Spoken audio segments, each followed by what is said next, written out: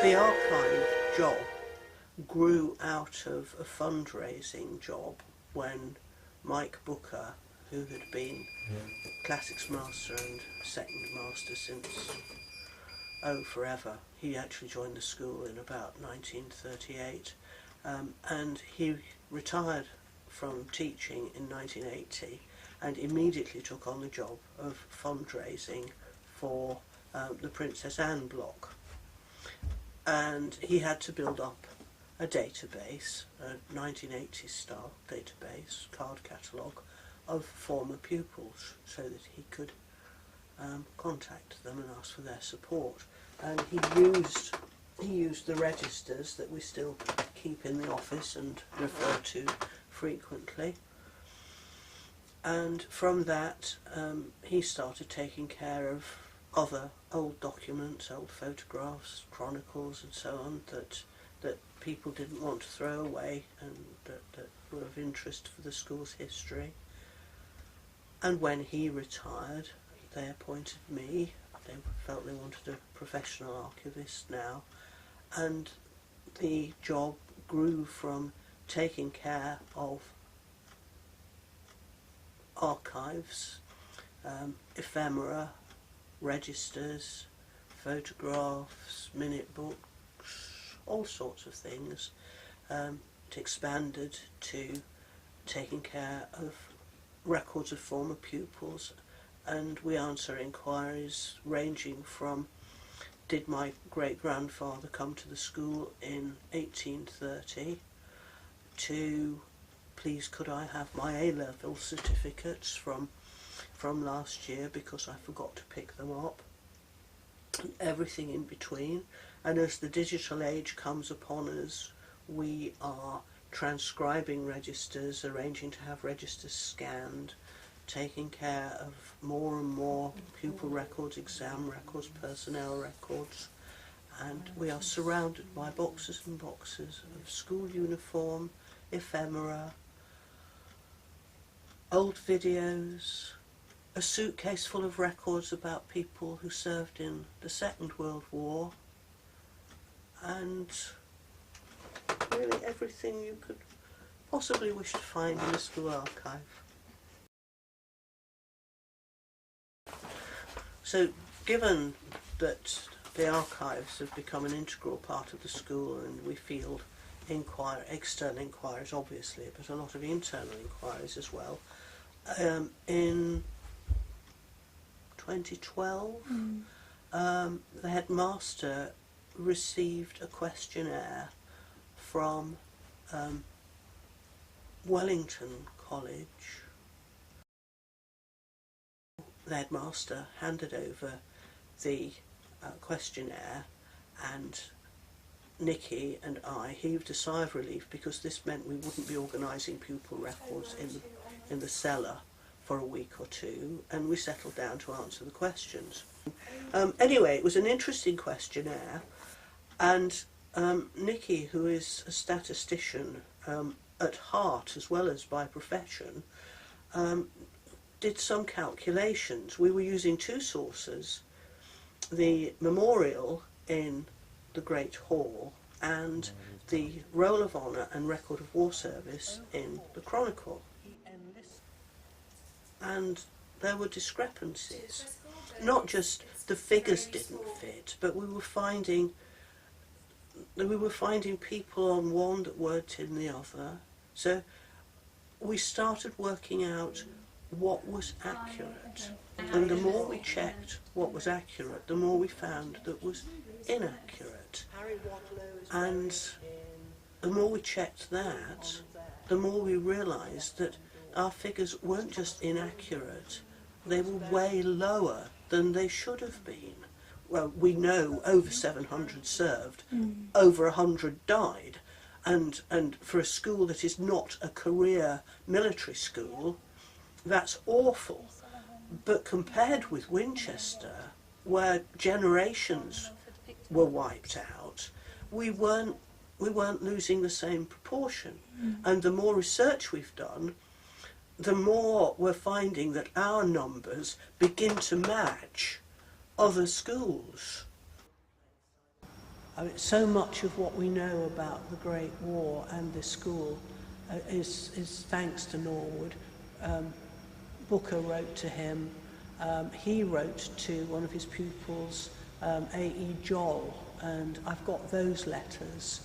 And you can see how distressed Norwood was as he heard of the deaths of so many of the boys who'd studied here and whom he had taught classics. And it's to him that we owe the daffodils on Charter Day. Well, actually, Mrs. Norwood thought of that. He instituted the house system for internal sports championships and for the social welfare of the boys. Rifle ranges being built, the gymnasium, the Fives Courts.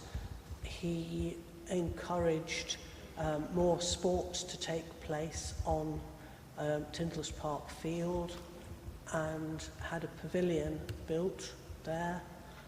And he was quite a considerable intellect. He went from here in 1916 to Marlborough. From Marlborough he went to Harrow, and from Harrow he went on to St John's College, Oxford, where he was president.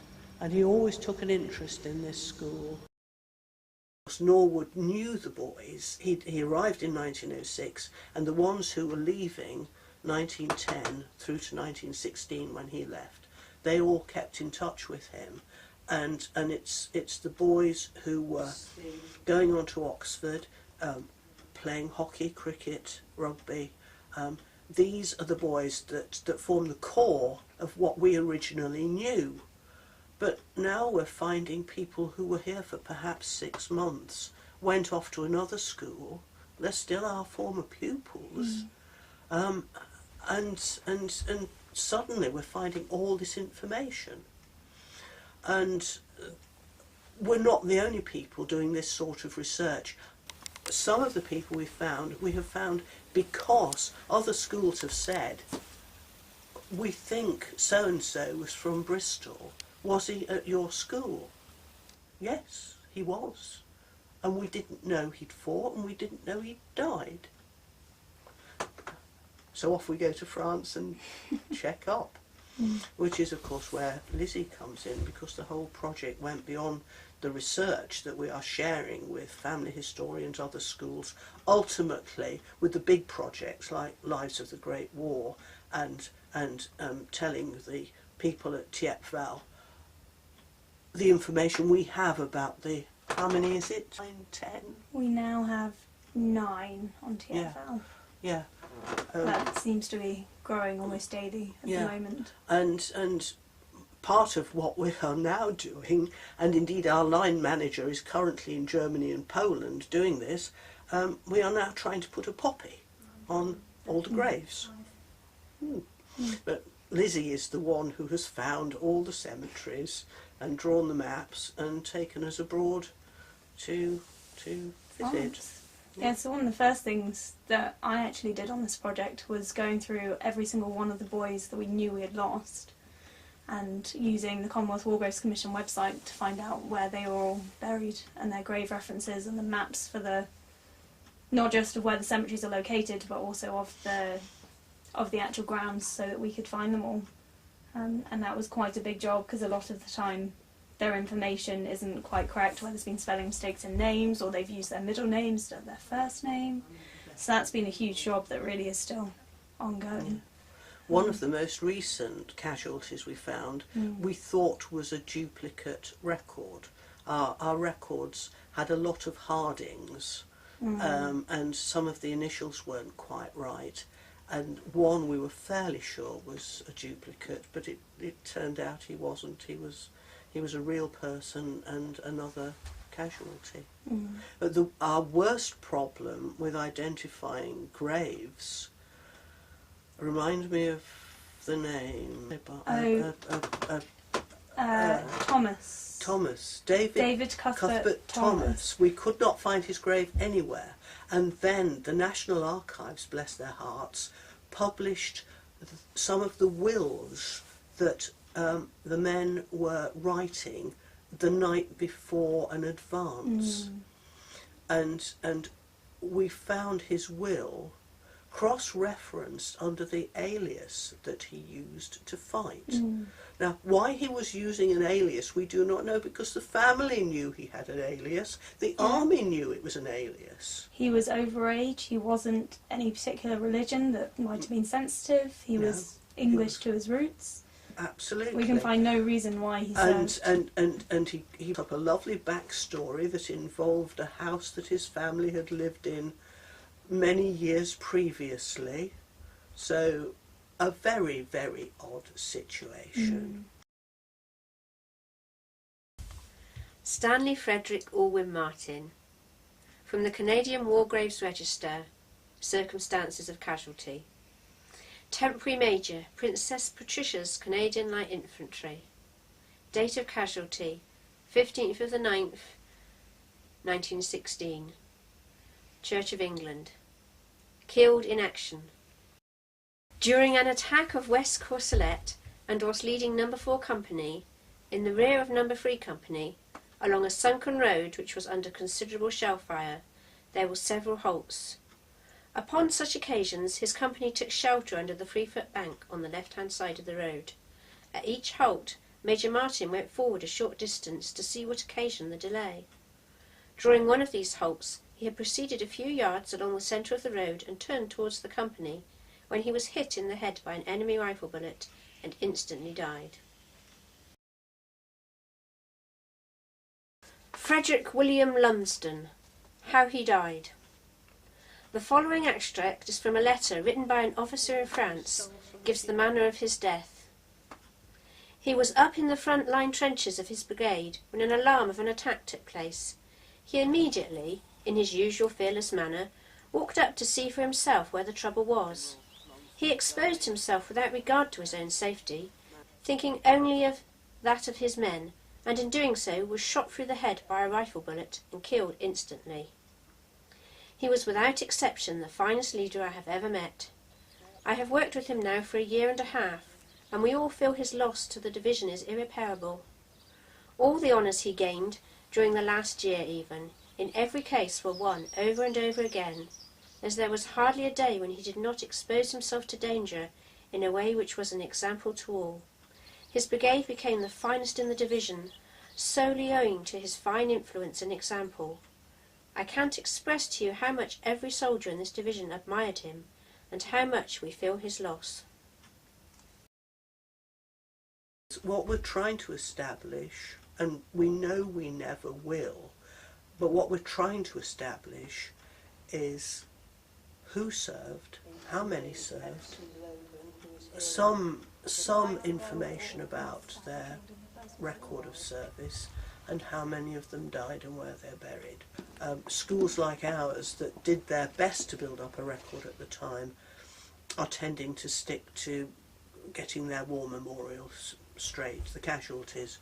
We're trying to do the whole lot, and it's having an excellent result for our actual records of people, because records weren't brilliantly kept at that date, and some of our registers aren't complete, and we're having to do research at a level that is making it much clearer who was here, how long, how big the school was, everything like that. But it is an enormous project, checking up on what we thought was 700 serving and 120 odd. When we started the project, we thought we had, I think, 704 serving, of which 124 died, of which only 118, I think, are on the war memorial. And we now know that we have at least 135 who were casualties, and we're up to about 733 serving, which is growing as myself and Anne check through the complete record that we have created and all of Anne's research. What has just happened is that Lizzie, who could more or less recite this list in her sleep, noticed Foster, James Virgin Foster, and the Foster's name... the first name. Foster's the first name? Yes. Virgin is the surname? Yeah. Right. Foster James Virgin. And it rang no bells with her.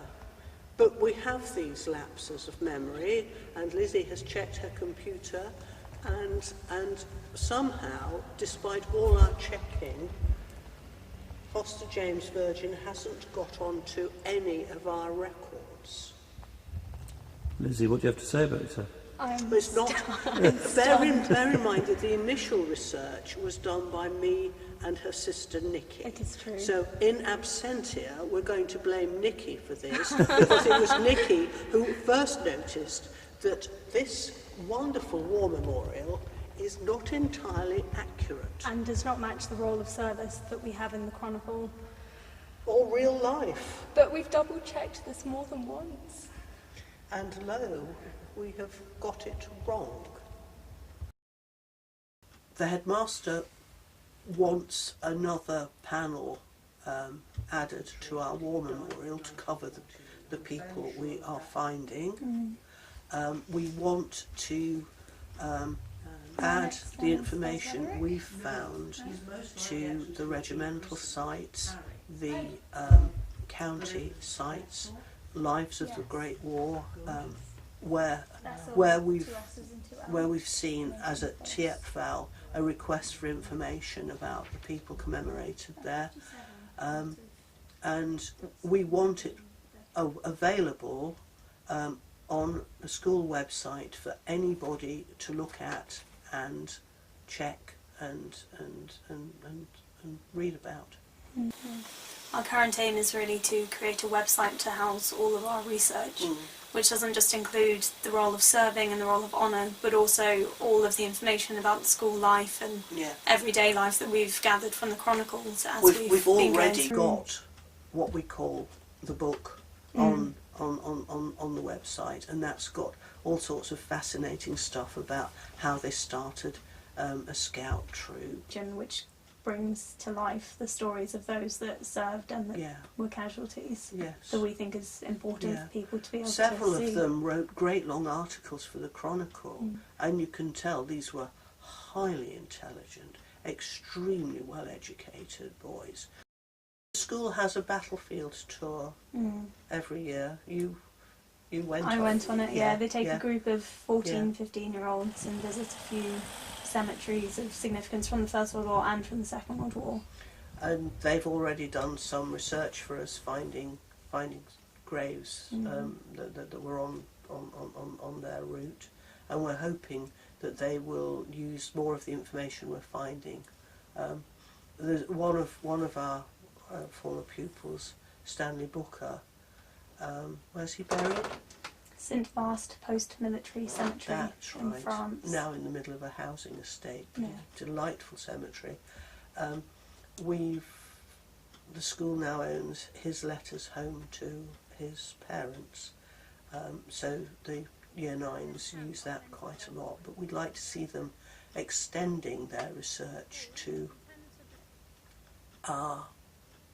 some of our other less well-known people, and finding out more about them. Lumsden, who got the VC, was buried at Burl. Yeah, Burl New Military Cemetery. That's right. And Hannam. Laventi At Military Laventi. Cemetery. We've got a lot about him. And you know, we've just got so much information that they could use for projects. Certainly there are some boys that we lost in the First World War whose names are still known around the school today, such as Bell. Leslie Harrison Bell, who was donated head the of Bell cricket, and his mum donated the Bell bat because he died when his aeroplane crashed on landing. Yeah, I think so. And he's in one of the huge communal cemeteries. Yeah. Somewhere not near Arras. Longuinesse, Saint Omer Souvenir Cemetery. Oh, near Saint Omer, yes. Yes. Yes. Yes. Yes. So having found the records of where all of our older peoples are buried, we decided to do a trip to France to visit as many of them as we could. So our first trip, which we did in 2013, we went for 3 days. So we drove there, so we had 2 travel days and 3 days there. And we saw 54 people in 3 days at 21 different locations.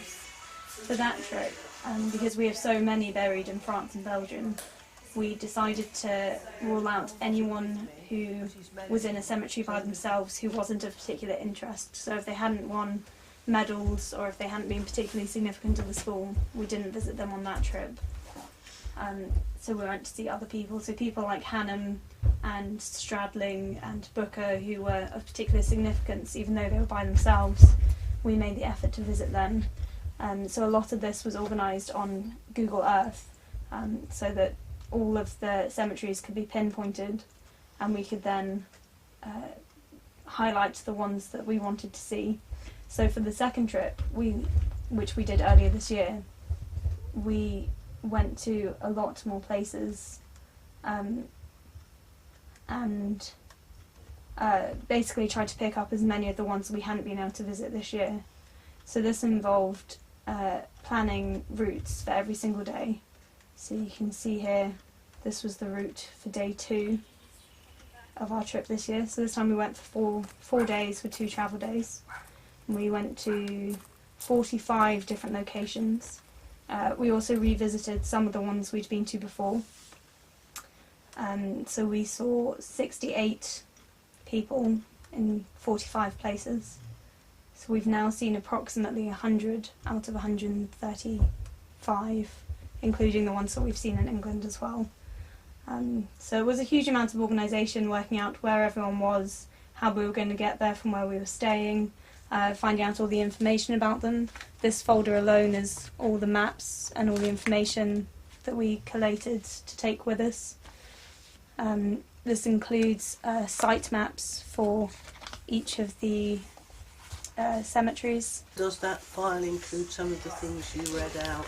Yes. When we put the poppies by the grave, we try and read something, either from the Chronicle or something they'd written, something that showed what sort of a person they were. In many cases, when their deaths were announced in the Chronicles, they had a little bit either from relatives or from their regiment. So we have something here about Kenneth Gregor Macmillan, who died in August 16th, 1917. An extract from the December 1917 Chronicle is: he was killed by an almost direct hit from a shell while defending a difficult position. He had only just reached the front for the first time with a commission in the Royal Field Artillery. His elder brother Norman is a prisoner in Germany, and the parents wish this sad news to be kept from him. Is that the boy who's the prisoner in Germany and who died? No. Not that So one. his brother Norman survived. He survived. We have a right. set of brothers where one of them was killed in France and the other was a prisoner of war in Germany but later died of an illness. And he's the one whose grave is being visited this week. Yes. Yes. Excellent. Yeah. So I think also we have about 9 sets of brothers where both brothers died. Yes. In one particular case, the Howe brothers, who are buried, rose apart in the same cemetery because they joined up together in the same regiment, I think the 11th Canadians, and died together in the same battle. Yeah. Which is very sad, on the same day. Mm.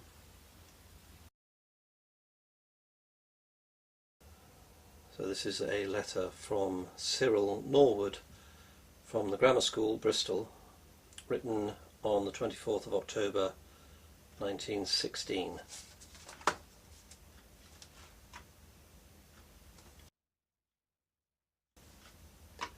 Dear Joel, well, I am glad that you have arrived in an OCB, but one army system has sent you a long way round.